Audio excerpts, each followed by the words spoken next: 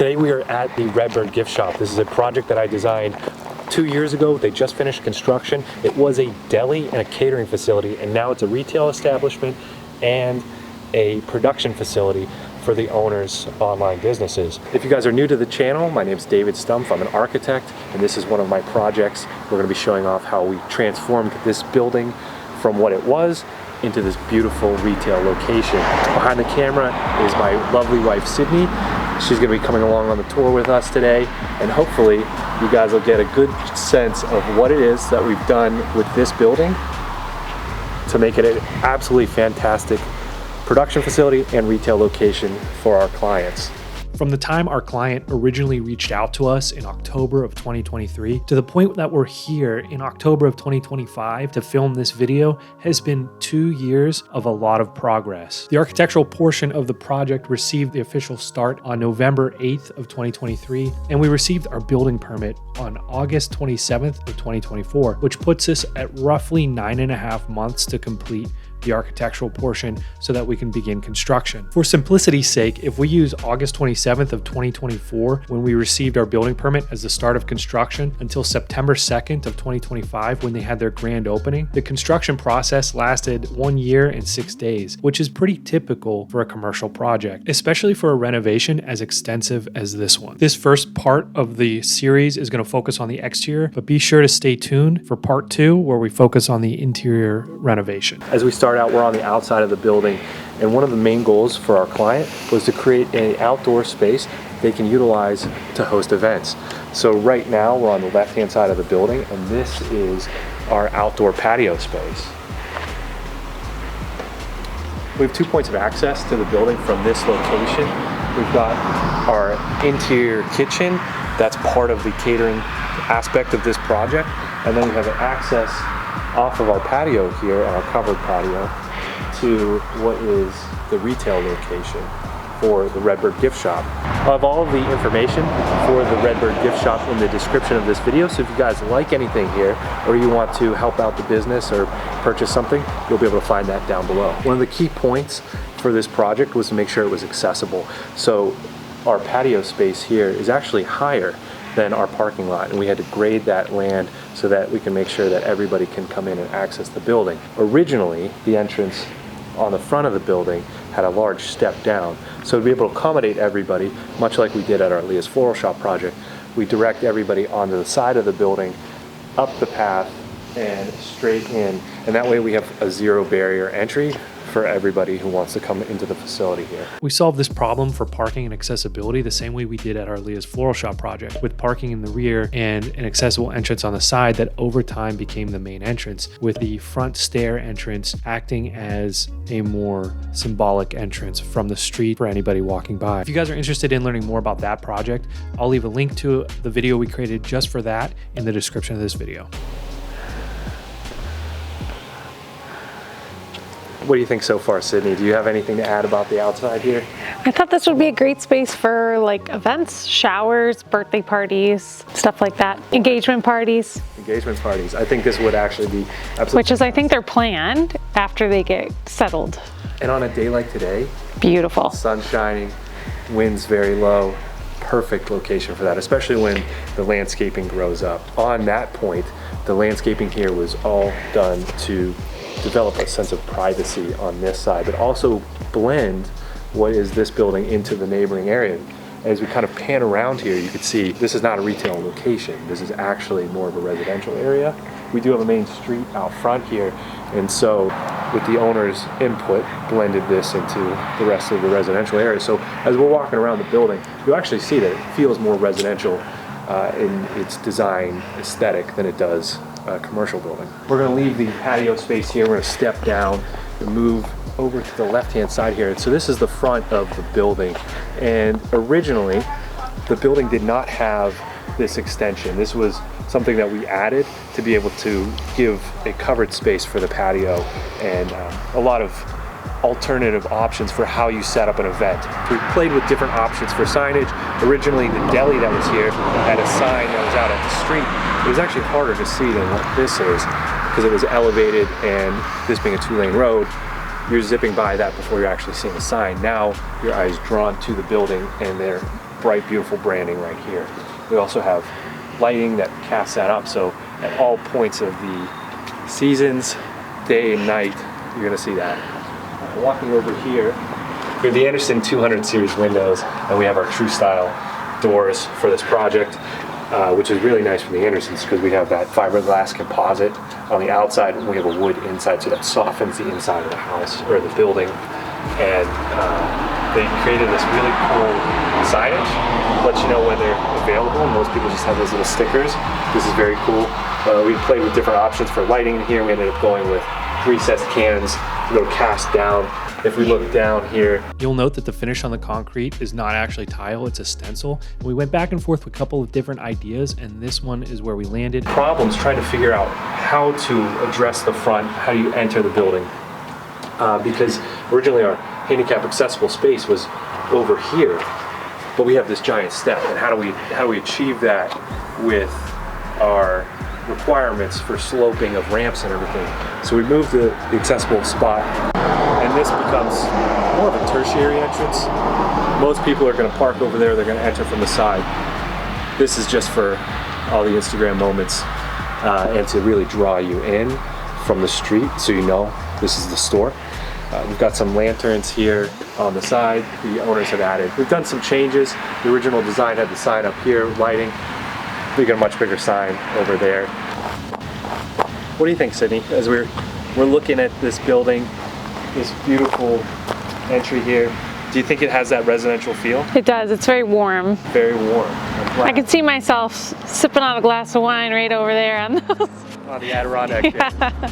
Yep. Yeah. The owners did a fantastic job dressing up the space as well. All the interior design was done by them.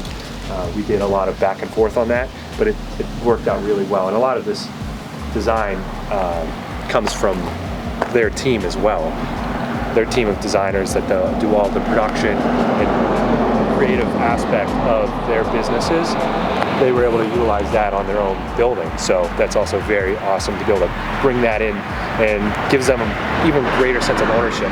The landscaping also, I think that plays out really well because it starts to feel more residential. It feels welcoming. It doesn't feel stark like a lot of commercial spaces do when they're just in a strip mall setting. This is very welcoming, and they were telling us earlier that they get a lot of people that come in and they're just dumbfounded about how beautiful this space is now. What do you say we walk around a little bit more and then we head inside? We could check out the back patio.